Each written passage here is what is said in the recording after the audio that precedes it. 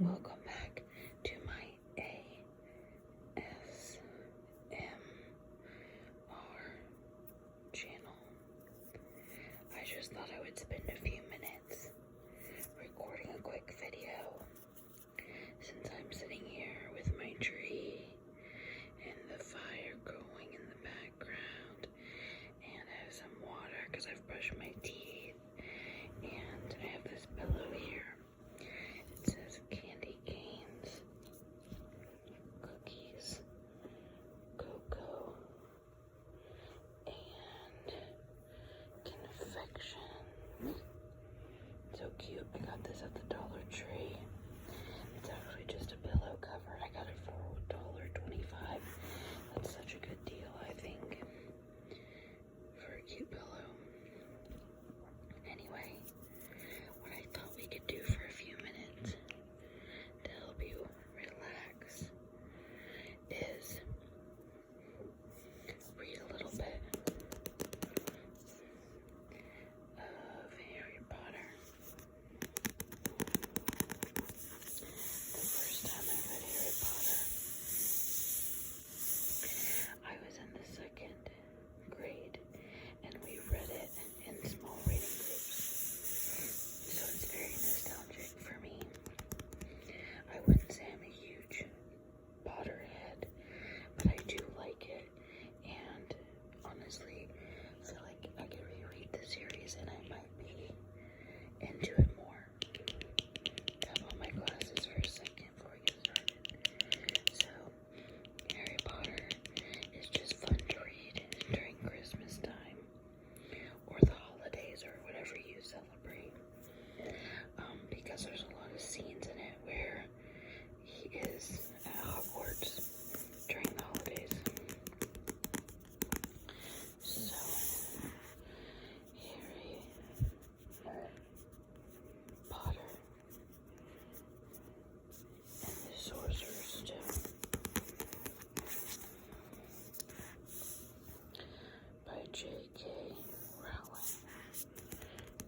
I know she's had some controversy, but her story, the story in here, is good, and I think pretty inclusive. There are things that she could have done differently and better, but I'm sure we all have things like that after the fact that we think about, that we'd like to change. Any hosers? Let's get into the book.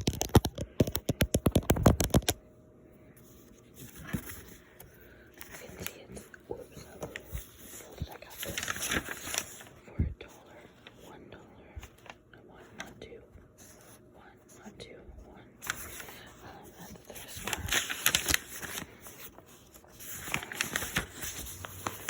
So, let's read a little bit of the first chapter. I'm going to let you look a little bit at the tree. I read The Boy Who Lived, Chapter 1.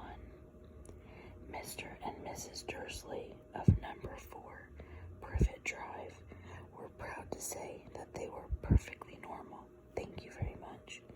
They were the last people you'd expect to be involved in anything strange or mysterious, because they just didn't hold with such nonsense.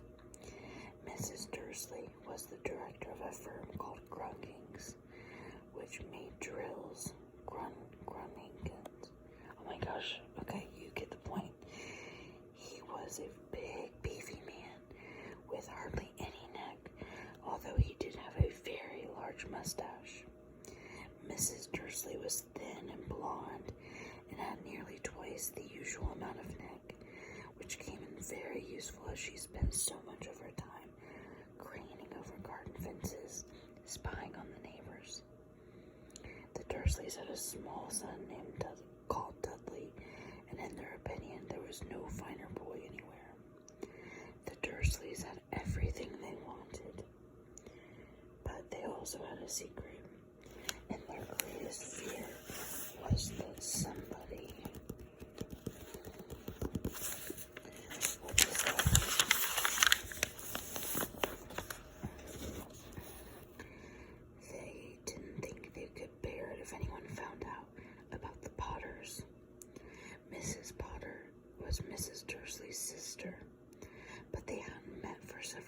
neighbors. In fact, Mrs. Dursley pretended that she didn't have a sister because her sister and her good-for-nothing husband were as un-Dursley-ish as it was possible to be. The Dursleys shuddered to think that what the neighbors would say if the Potters arrived in the street. The Dursleys knew that the Potters had a small son, too, but they had never seen him. This boy was another good reason for keeping the Potters away. They didn't want Dudley mixing with a child like that. When Mr. and Mrs. Dursley woke up on the dull gray Tuesday our story starts, there was nothing about the cloudy sky outside to suggest that strange and mysterious things would soon be happening all over the country.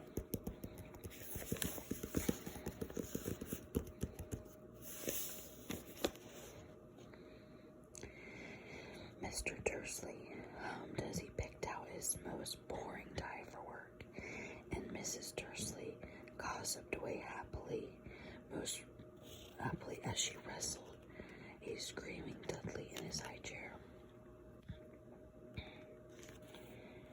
None of them noticed a large tawny owl flutter past the window. Flutter past the window. Past the window. At 8:30, Mr. Dursley picked up his briefcase, pecked Mrs. Dursley on the cheek, and tried to kiss Dudley goodbye, but missed because Dudley was now having a tantrum and throwing his cereal at the walls.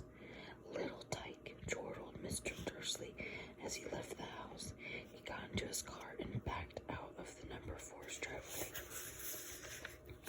It was on the corner of the street that he noticed the first sign of something peculiar: a cat reading a map. For a second, Mr. Dursley didn't realize what he had seen. Then he jerked his head around to look again.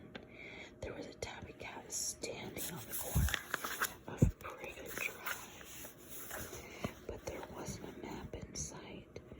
What could he have been thinking of? It must have been a trick of the light. Mr. Dursley blinked and stared at the cat. It stared back. As Mr. Dursley drove around the corner and up the road, he watched the cat in the mirror. It was now reading the sign that said Privet Drive. No looking at the sign. Cats couldn't read maps or signs.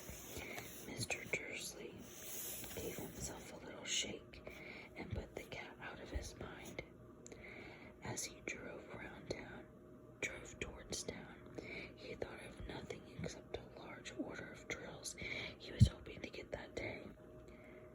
But on the edge of town, drills were driven out of his mind by something else. As he sat in the usual morning traffic jam, he couldn't help but noticing that there seemed to be a lot of strangely dressed people about. People in cloaks. Mr. Dursley couldn't bear people who dressed in funny clothes, the get-ups you saw on young people. He supposed this was some stupid new fashion. He drummed his fingers on the steering wheel.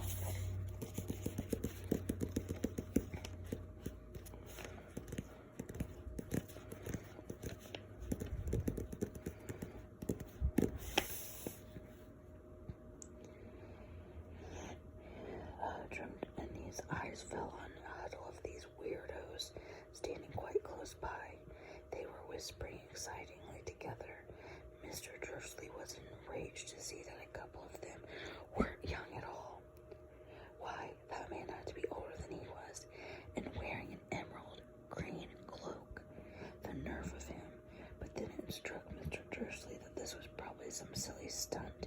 These people were obviously collecting for something. Yes, that would be it.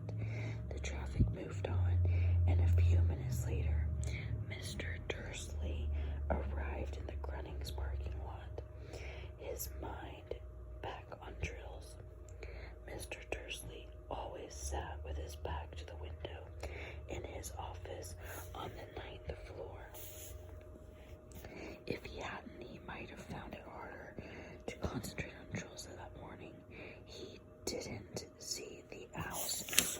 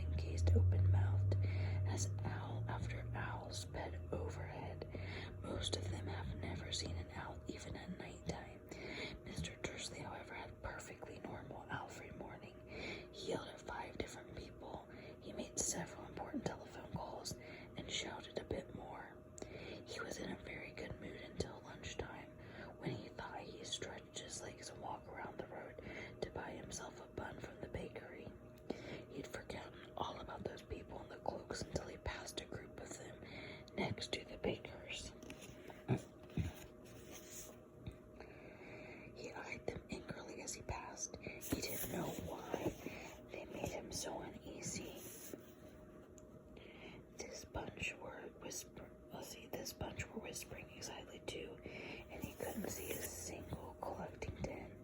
It was on his way back past them, clutching a large donut in his bag, that he caught a few words of what they were saying. The Potters, that's right, that's what I heard. Yes, their son Harry. Mr. Dursley stopped dead. Fear flooded him. He looked back at the whispers of what, as if he wanted to say something to them, but thought better of it.